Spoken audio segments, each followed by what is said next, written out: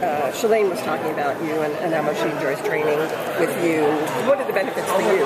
It's been absolutely wonderful training with Shalane.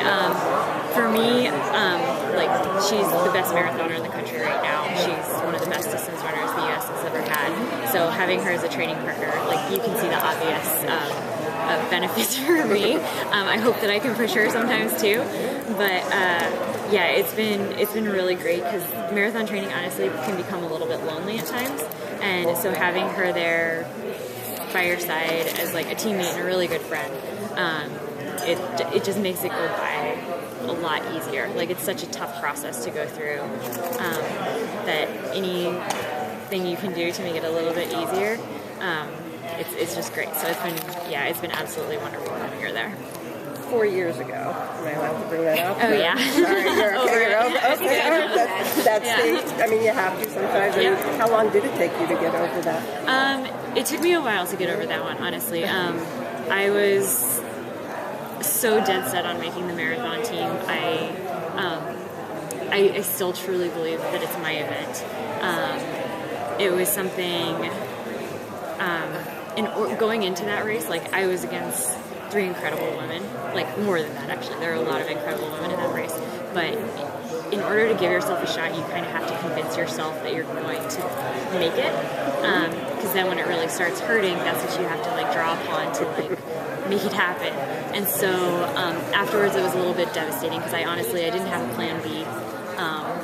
But from the walk from 4th place, when I was walking back to my hotel room, I decided I was going to come back on the track. So even though I was hurting every day for a while and still would get teary-eyed and cry about it and stuff for a long time after that, I was able to focus on something else. I put my head down every day at practice, do what I needed to do to make that 10K team, and I feel so incredibly lucky because very few people get a second chance to go after their dream, and I was given 2 chances in a very short period of time. So I made the most of it, and it worked out great.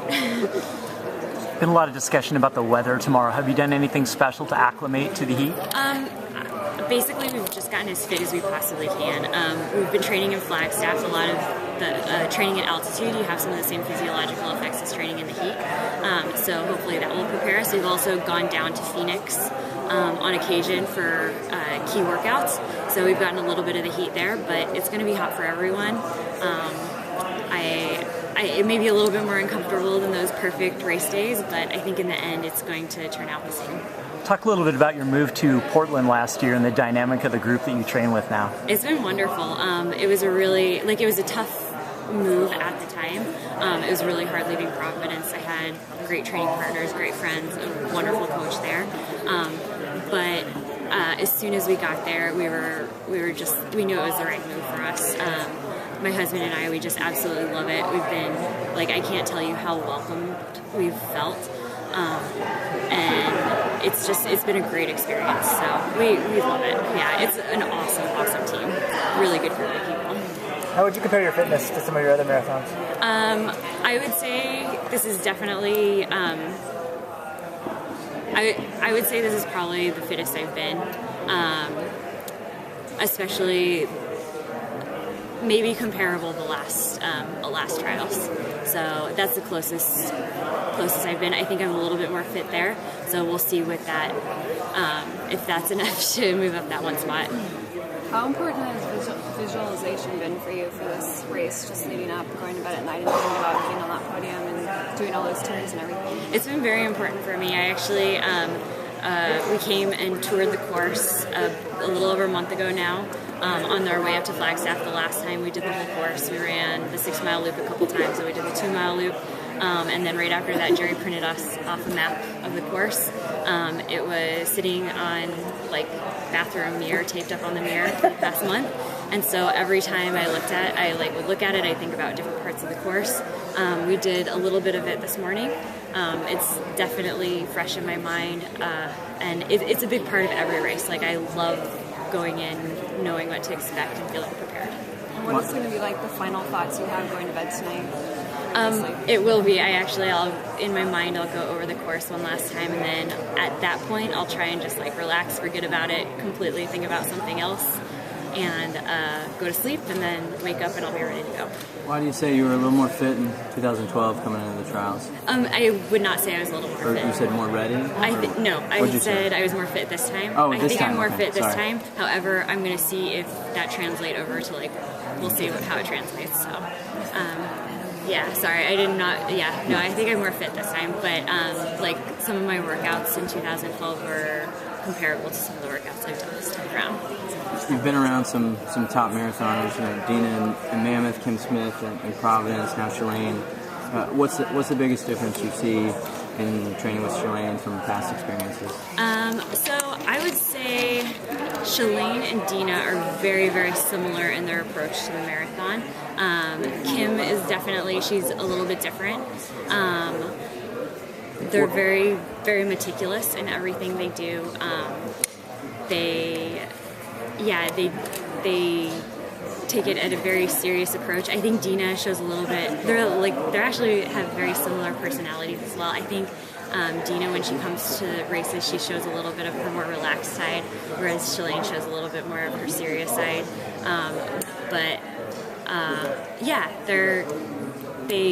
They just do everything they possibly can do to show up on race day. Kim is definitely a little bit more relaxed. I think she likes going in that way just so that it's she just doesn't stress about stuff. So that's a little bit. It's just I think she needs to do that, and they need to do it the other way. So what have you taken from those experiences and how you approach it now? So I actually, naturally I'm a little bit more like Dina and Shalane, where I like to cross my T's, dot my I's, get everything done, be completely prepared, think about it a ton.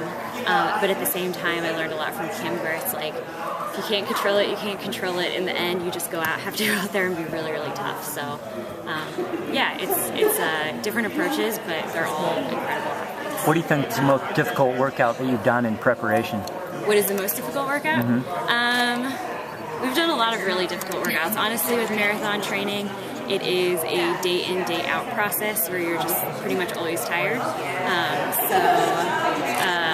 I would say the whole build up throughout is consistently tough. How much confidence do you take from working out with Shalane, knowing she's been there, she's done it, and you're now privy to all of what it takes?